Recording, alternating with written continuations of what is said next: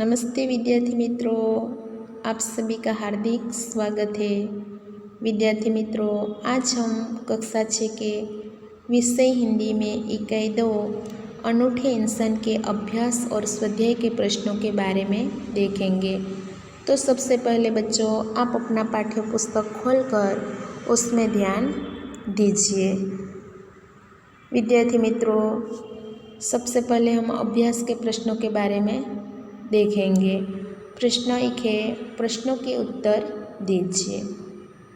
उसमें प्रश्न 1 है, नेपोलियन और उसकी बहन के स्वभाव में क्या अंतर था। उत्तर है, नेपोलियन नेक एवं प्रामाणिक था और उसकी बहन जो है वो स्वार्थी स्वभाव की थी। प्रश्न 2, आप नेपोलियन की जगह होते तो क्या करते। उत्तर है, मैं नेपोलियन की जगह होती तो लड़की को मेरी वजह से जो नुकसान हुआ उतने पैसे उसको दे देती और उससे मैं माफ़ी मांगती। प्रश्न 3 है, आप अपने जेब खर्च का उपयोग किस प्रकार करते हैं। तो बच्चों, आप अपने जेब खर्च का उपयोग किस प्रकार करते हैं यह लिखना है। उत्तर है, अपने जेब खर्च के लिए मुझे जो पैसे मिलते हैं उसमें मैं पढ़ने की किताब खरीदती हूँ, मेरे गरीब दोस्तों को उसमें से मदद करती हूँ, मंदिर मस्जिद में खड़े छोटे बच्चों को दान देती हूँ। चौथा प्रश्न, बापू के बारे में आप क्या जानते हैं। बच्चों, बापू के बारे में तो सब जानते ही। बापू हमारे राष्ट्रपिता थे। वे हमेशा गरीबों की चिंता करते थे। उन्होंने देश के लिए अपना सर्वस्व त्याग दिया था। वे सत्य एवं सादगी के अवतार थे। वे ज़रूरत से ज़्यादा चीज़ें कभी नहीं रखते थे। पानी का भी वे आवश्यकता के अनुसार ही उपयोग करते थे। उन्होंने हरिजनों की सेवा तथा खादी प्रचार का कार्य किया था। प्रश्न 5 है, बापू धन क्यों इकट्ठा कर रहे थे। उत्तर है, बापू गरीबों को मदद करने के लिए धन इकट्ठा कर रहे थे। प्रश्न 6, आपको कौमुदी का पात्र कैसा लगा, क्यों। तो बच्चों, कौमुदी का पात्र आपको कैसा लगा, क्यों लगा था। तो लिखना है, तो मुझे कौमुदी का पात्र बहुत अच्छा लगा क्योंकि गांधी जी की बात उस पर गहरा प्रभाव पड़ा था। गांधी जी की बात का उस पर गहरा प्रभाव पड़ा था। उसने अपने सभी आभूषण गरीबों के लिए दान में दे दिए। कौमुदी सचमुच देश प्रेमी लड़की थी। प्रश्न 7, क्या आपने भी कभी अपने माता पिता के सामने गलती स्वीकार की है। इस घटना को अपने शब्द में बताइए। तो बच्चों, आपने कभी अपने माता पिता के सामने अपनी गलती जो है स्वीकार की है, इस घटना के बारे में अपने शब्दों में लिखना है। उत्तर है, जी हाँ, मैंने अपने माता पिता के सामने अपनी गलती स्वीकार की है। एक दिन हम सब मित्र क्रिकेट खेलते थे। इसी समय मैंने बैट से बॉल को फटकारा। उससे एक गृहस्थ के घर की खिड़की का कांच टूट गया।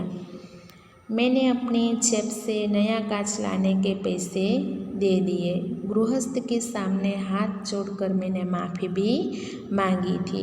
यह घटना घर जाकर अपने माता पिता को मैंने बताई थी। प्रश्न 2 है, उदाहरण के अनुसार संयुक्त वर्ण से बने दो शब्द लिखिए। तो बच्चों, यहाँ उदाहरण दिया गया है, इसी प्रकार संयुक्त वर्ण के दो शब्द यहाँ पे लिखना है। तो पहला है द प्लस ध, यानी ध्व होता है। बच्चों, द जो है वो ध जो है तो द में क्या हो जाता है, संयुक्त हो जाता है। यानी वर्ण संयुक्त होने से क्या होता है, उसका उच्चार जो है ऊंचा हो जाता है, ध्व हो जाता है। तो उसका शब्द बनता है शुद्ध। और दूसरा शब्द जो है युद्ध और बुद्ध। तो बच्चों इसी प्रकार संयुक्त वर्ण जो है, संयुक्त वर्ण को जोड़ने से क्या शब्द बनाना है और शब्द दो शब्द यहाँ पे लिखना है। दूसरा है त प्लस त, यानी क्या होता है त में त जो है वो संयुक्त हो जाता है। शब्द बनता है बच्चों वित्त, वित्त यानी दूसरा दो शब्द है सत्व यानी महत्व। तो बच्चों का त में क्या हो जाता है संयुक्त हो जाता है। तीसरा है द प्लस म यानी म। यहाँ द में बच्चों म का उच्चार जो है म वर्ण संयुक्त बन जाता है, यानी उच्चार म हो जाता है। शब्द है पद्म, पद्म यानी कमल। यहाँ शब्द बनता है पद्मिनी, पद्मा। चौथा है द प्लस व, यानी बच्चों द में व संयुक्त हो जाता है। द यहाँ है, व जो है नीचे संयुक्त हो जाता है, तो उसका उच्चार होता है द्व होता है। शब्द बनता है विद्वान। यह शब्द बनता है बच्चों विद्वता, विद्वनी। पांचवा है ह प्लस म यानी हम, ह में म का संयुक्त हो जाता है। तो बच्चों यहाँ जो शब्द है बनता है भ्रम। ह में म का क्या हो जाता है बच्चों संयुक्त वर्ण बन जाता है, यहाँ उच्चार होता है ब्रह्म। बच्चों यहाँ हमें म दिखाई नहीं देता, लेकिन उच्चार करते समय यहाँ जो उच्चार होता है म का भी होता है ब्रह्म। तो इसी प्रकार यहाँ दो शब्द बनाना है ब्राह्मण और ब्राह्मणी। तो बच्चों इसी प्रकार संयुक्त वर्ण के शब्द जो है संयुक्त वर्ण देखना है, उसमें से शब्द बनाना है। प्रश्न 2 में आगे है बच्चों प्रश्न 3, निम्नलिखित विषय पर चर्चा कीजिए। सबसे पहले है महात्मा गांधी और देश प्रेम। महात्मा गांधी के देश प्रेम के बारे में बच्चों यह लिखना है। तो महात्मा गांधी का देश प्रेम अद्भुत था। देश की आज़ादी के लिए उन्होंने वकालत छोड़ दी थी। देश को आज़ाद करने के लिए वे कई बार जेल भी गए थे। उन्होंने देश के गरीबों की मदद के लिए कई अच्छे काम किए थे। वे हिंदू मुसलमानों को समान मानते थे। उन्होंने देश के हरिजनों की स्थिति सुधारने का काम किया था। खादी प्रचार करके देश के कई गरीबों को उन्होंने काम दिया था। गांधी जी का देश प्रेम जो है बच्चों अनन्य था। दूसरा है इंसान अनूठा कब कहलाता है। बच्चों अनूठा इंसान मनुष्य निराला कब कहलाता है। उत्तर है जब इंसान अपने जीवन में नेक रास्ते पर चलता है, किसी का कभी बुरा नहीं करता, अपनी गलती स्वीकार कर लेता है, तब इंसान अनूठा कहलाता है। अपनी गलती से दूसरे को नुकसान हो तो उससे क्षमा मांगकर वह नुकसान चुका देता है। जो दूसरों को भला करना अपना धर्म या कर्तव्य मानता है, ऐसे इंसान को बच्चों हम कैसे अनूठे इंसान कह सकते हैं। तीसरा है तुम अपने देश की सेवा कैसे करोगे। तो बच्चों यहाँ उत्तर है अभी तो मैं छठी कक्षा में पढ़ती हूँ, मगर देश में अकाल भूकंप जैसी परिस्थिति पैदा हो तो मैं घर जाकर पुराने कपड़े, घर का सामान, पैसे आदि इकट्ठे करके देश के ज़रूरत वाले लोगों को मैं मदद करूँगी। मैं बड़ी होकर सैनिक बनना और देश की रक्षा करना चाहती हूँ। आगे बच्चों प्रश्न 4, उसमें क्या है नीचे संज्ञा से बनाने वाले विशेषण शब्द दिए गए हैं, उनका वाक्य प्रयोग कीजिए।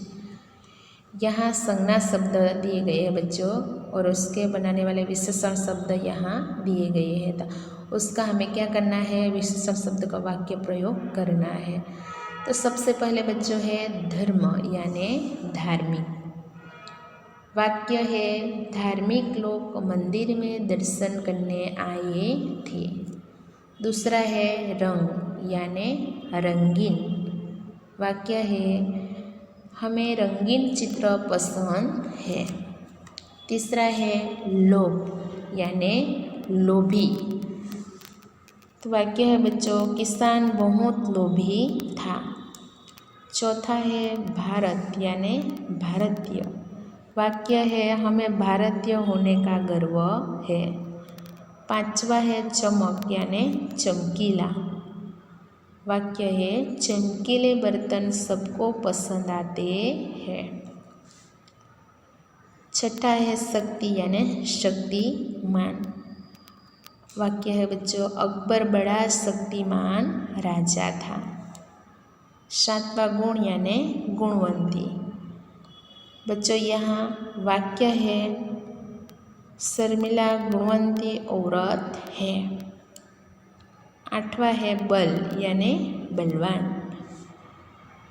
तो उसका वाक्य है बच्चों भीम बहुत बलवान था। नौवां है दया यानी दयावान। वाक्य है बच्चों मेरे पिताजी दयावान व्यक्ति है।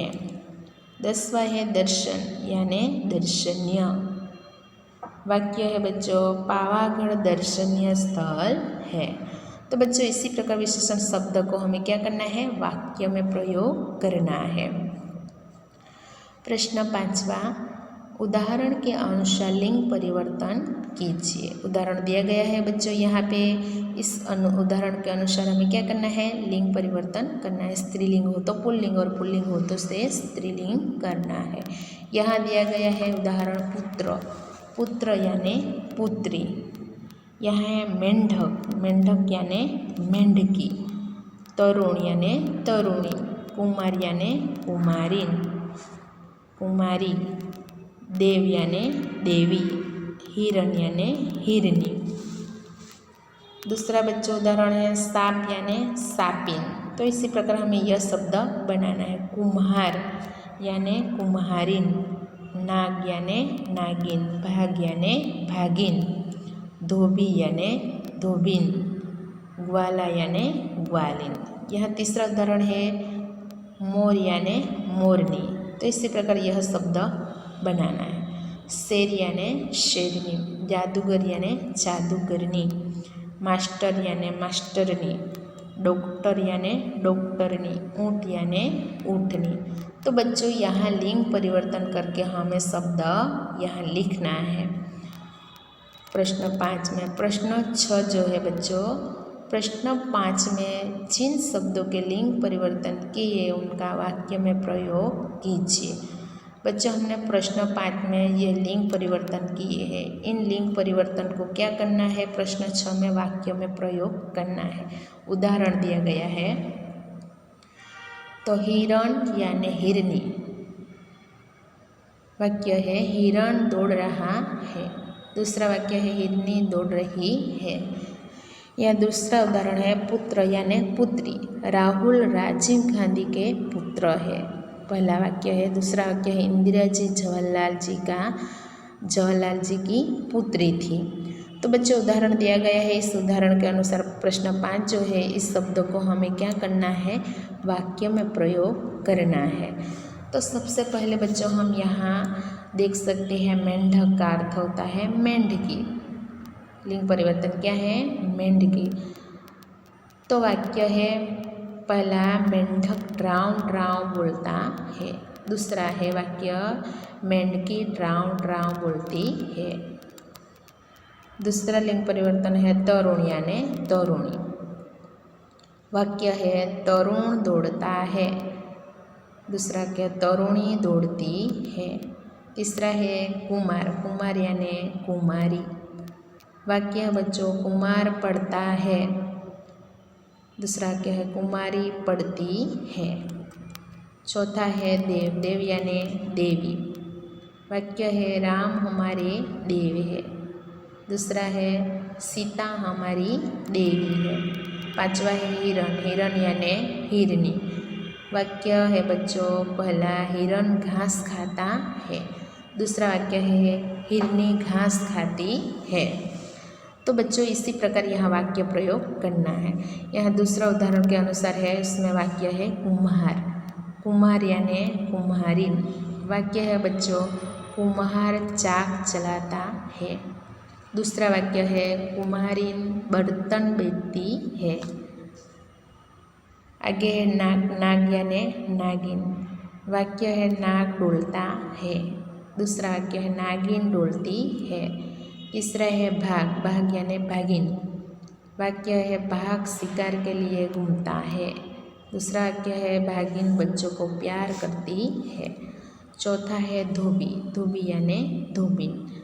वाक्य है धोबी कपड़े को इस्त्री करता है। दूसरा वाक्य है धोबिन कपड़े धोती है। पांचवा है ग्वाला यानी ग्वालिन। वाक्य है ग्वाला दूध बेचता है। दूसरा वाक्य है ग्वालिन दूध धोती है। बच्चों यहाँ उदाहरण के अनुसार दूसरे शब्द दिए गए हैं, उसका वाक्य प्रयोग करना है। तो यहाँ शेर है, शेर का होता है शेरनी। वाक्य है शेर गर्जना करता है। दूसरा वाक्य है शेरनी गर्जना करती है। दूसरा है जादूगर, जादूगरनी। वाक्य है जादूगर का खेल देखकर हम अचंभे में पड़ गए। दूसरा वाक्य है जादूगरनी जादूगर को मदद करती है। तीसरा है मास्टर यानी मास्टरनी। वाक्य है मास्टर कपड़े सीता है। दूसरा वाक्य है मास्टरनी नए कपड़े को बटन लगाती है। चौथा है डॉक्टर यानी डॉक्टरनी। वाक्य है डॉक्टर मरीज को दवा देते हैं। दूसरा वाक्य है डॉक्टरनी मरीज को दवा देती है। पांचवा है ऊँट। ऊँट यानी ऊँटनी। तो बच्चों यह वाक्य है ऊँट तेजी से दौड़ रहा है। ऊँटनी तेजी से दौड़ रही है। तो बच्चों इसी प्रकार प्रश्न 6 में क्या है, प्रश्न 5 के जिन शब्द जो दिए गए थे लिंग परिवर्तन, इन शब्दों को हमें वाक्य प्रयोग करना था प्रश्न 6 में। आगे है बच्चों प्रश्न 7 में क्या है, चित्र के आधार पर चर्चा करके कहानी लिखिए। बच्चों चित्र देखना है, चित्र के आधार पर क्या करना है, कहानी हमें लिखनी है। बच्चों पहले चित्र में हम क्या है कि जंगल का दृश्य है। यहाँ पक्षी पेड़ दिखाई देते हैं, पक्षी है, हाथी, कछुआ, चूहा है। यहाँ क्या है बच्चों तालाब भी दिखाई देता है, सभी मित्र बन गए हैं। तीसरे में क्या है, एक शिकारी दिखाई देता है, शिकारी को देखकर वहाँ पक्षी उड़ रहा है। कछुआ जो है वो कछुआ भी तालाब में चला जाता है और चूहा अपने बिल में चला जाता है। और हिरनी को यह मालूम नहीं था, इसलिए वो बैठी थी। शिकारी ने उसके ऊपर जाल बिछा दी। यहाँ क्या जाल बिछा दी थी, चूहा जो है बिल से वह देख रहा था और चूहा जो अपने दांतों से वह जो जाल थी वो काट देता था। और यहाँ 5वें दृश्य में क्या है, तो बच्चों चूहा ने जाल काट दी जिसकी वजह से हिरण भाग जाती है और शिकारी को निराश होकर यहाँ से वापस जाना पड़ता है। तो बच्चों कहानी देखो पहले चित्र के माध्यम से। एक जंगल था, जंगल में एक तालाब था। जंगल में क्या था बच्चों, तालाब था। तालाब के किनारे पर पेड़ था, एक पेड़ था। पेड़ पर पक्षी रहते थे। तालाब में कछुआ रहता था। पेड़ के नीचे बिल में चूहा रहता था। तालाब में एक हिरण पानी पीने को रोज आता था। पक्षी, चूहा, कछुआ और हिरण जो है एक दूसरे से दोस्त बन गए। एक दिन एक शिकारी जो है शिकार के लिए आया। उसे देखकर पक्षी उड़ गए। कछुआ तालाब में चला गया, चूहा अपने बिल में घुस गया। हिरण ने शिकारी को नहीं देखा और शिकारी ने शिकार के लिए पेड़ के नीचे बैठे हिरण पर अपनी जाल जो है वो डाल दी। हिरण जाल में फंस गया। शिकारी सोच रहा था कि थोड़े समय में हिरण मर जाएंगे, मैं उसे ले जाऊंगा, मगर चूहे ने उसे यह बिल से देखा। वह अपने मित्र हिरण को मदद के लिए आ गए। उसने अपने पैने दांतों से जाल काट दी। हिरण जाल से मुक्त हो गया और शिकारी को हिरण जाल से मुक्त हो जाता है और वहाँ से भाग जाता है। शिकारी को खाली हाथ से वापस वहाँ से लौटना पड़ता है, जाना पड़ता है। तो बच्चों, यह कहानी है। इस कहानी के माध्यम से हमें यह सीख मिलती है कि हमें भी मुसीबत में फंसे अपने मित्र को मदद करनी चाहिए, क्योंकि यह हिरण, कछुआ, चूहे, पक्षी के माध्यम से हमें क्या सीख मिलती है बच्चों, कि हमारे जीवन में भी हमें जो हमारे मित्र है वो मित्र मुसीबत में फंस जाए तो इस मित्र को हमें क्या करना चाहिए, उसे मदद करना चाहिए। इस कहानी के माध्यम से हमें यह सीख मिलती है। तो बच्चों, हमने अभ्यास के प्रश्न अच्छी तरह से समझ लिए। अब हम स्वाध्याय के प्रश्नों के बारे में देखेंगे। तो स्वाध्याय के प्रश्न 1 में है बच्चों के प्रश्नों के उत्तर दीजिए। प्रश्न 1 है, नेपोलियन की बहन का नाम क्या था? तो बच्चों उत्तर है, नेपोलियन की बहन का नाम इलाइजा था। प्रश्न 2, नेपोलियन लड़की को अपने घर क्यों ले गया? उत्तर है, नेपोलियन खेलते खेलते लड़की से टकरा गया। टकराने से लड़की के अमरूद कीचड़ में गिर गए। लड़की रोने लगी। नेपोलियन उससे बहुत दुखी हुआ। वह माँ से लड़की को हुए नुकसान के पैसे दिलवाने के लिए अपने घर ले गया था। तीसरा है प्रश्न, गांधी जी को सोने की चूड़ी देने वाली लड़की का नाम क्या था? तो बच्चों उत्तर है, गांधी जी को सोने की चूड़ी देने वाली लड़की का नाम है कौमुदी। प्रश्न 4, गांधी जी ने कौमुदी से क्या कहा? गांधी जी ने कौमुदी से क्या कहा था? उत्तर है, गांधी जी ने कौमुदी से कहा, तुम्हें यह तो मालूम होगा ये गहने दे देने के बाद तुम फिर से नए गहने नहीं बनवा सकोगे। प्रश्न 5 है, हस्ताक्षर करने के बाद गांधी जी ने क्या लिखा? उत्तर है, हस्ताक्षर करने के बाद गांधी जी ने लिखा कि तुम्हारे इन आभूषणों की अपेक्षा तुम्हारा त्याग ही सच्चा आभूषण है। आगे है प्रश्न 2, उसमें है, अपने गांव में घटी कोई आंखों देखी घटना के बारे में लिखिए। बच्चों, अपने गांव में जो घटित कोई घटना आंखों सामने देखी है, इस घटना के बारे में यहाँ लिखना है। तो बच्चों, यहाँ उत्तर है कि मैं एक देहाती लड़की हूँ। मेरे गांव में एक दिन घास से भरे घर को आग लगी थी। उस घर की आग बुझाने के लिए गांव के सभी नर नारी तालाब से पानी लाने लगे। कई लोग आग बुझाने के लिए आग पर पानी डालने लगे। गांव के सभी लोगों ने बड़ी मेहनत करके आग बुझाई। मैं भी इस काम में मदद कर रही थी। तो बच्चों, इसी प्रकार अपने आंखों देखी घटना के बारे में यहाँ लिखना है। ख जो है उसमें क्या है, इस इकाई के आधार पर अपने मित्रों से पूछने के लिए 5 प्रश्न बनाइए। तो बच्चों, यहाँ प्रश्न 5 बनाना है कि क्या है, प्रश्न आधार पर अपने मित्रों से पूछने के लिए 5 प्रश्न बनाए। तो नेपोलियन और उसकी बहन कौन सा खेल खेल रहे थे? प्रश्न बच्चों, हमने जब इस इकाई को समझा था इसी समय आपको मैंने प्रश्न बताए थे। तो पहला प्रश्न है। दूसरा है, लड़की की टोकरी में क्या था? तीसरा है, लड़की क्यों रोने लगी? चौथा है, गांधी जी बहनों से किसकी भीख मांग रहे थे? 5वां है, कौमुदी ने गांधी जी को क्या क्या दिया? तो बच्चों, इसी प्रकार हमें 5 प्रश्न यहाँ बनाना है। प्रश्न 3 जो है, विराम चिन्ह का उपयोग करके परिच्छेद फिर से लिखिए और अनुवाद कीजिए।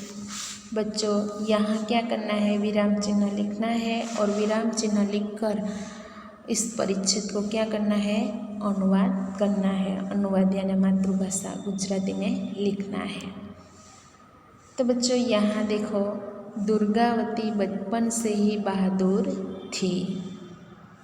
यहाँ पूर्ण विराम होता है। उन्हें युद्ध करने में अपूर्व धैर्य, दूरदर्शिता, अटूट साहस और स्वाभिमान जैसे गुण विरासत में मिले थे। यहाँ बच्चों पूर्ण विराम होता है। तो दुर्गावती गुजराती में बच्चों नोट करना है। तो इसमें क्या है कि दुर्गावती बाळपणथी ज बहादुर हती। तेमने युद्ध करवामां अपूर्व धैर्य, दूरदर्शिता, अटूट साहस अने स्वाभिमान जेवा गुण वारसामां मळी आव्या हता। जहाँ वे सुशील, कोमल, अति सुंदर और भावुक थी, वही दूसरी ओर से वीर, साहसी और अस्त्र शस्त्र चलाने में निपुण थी। तो देखो बच्चों, एक बाजू ते सुशील, कोमल अने अत्यंत सुंदर अने भावुक हती, तो बीजी बाजू वीर, साहसी, अस्त्र शस्त्र चलाववामां पण होशियार हती। शिकार खेलने में उन्हें विशेष रुचि थी। वे तीर और बंदूक का अचूक निशाना लगाने में भी कुशल थी। शिकार बच्चों यहाँ है, शिकार रमवामां तेमने विशेष रुचि हती। ते तीर अने बंदूकનું अचूक निशान लगाववामां कुशल हती। तो बच्चों यह विराम चिन्ह लिखना है और गुजराती में अनुवाद करना है। एक बार फिर से देख लेते हैं। दुर्गावती बाळपणथी ज बहादुर हती।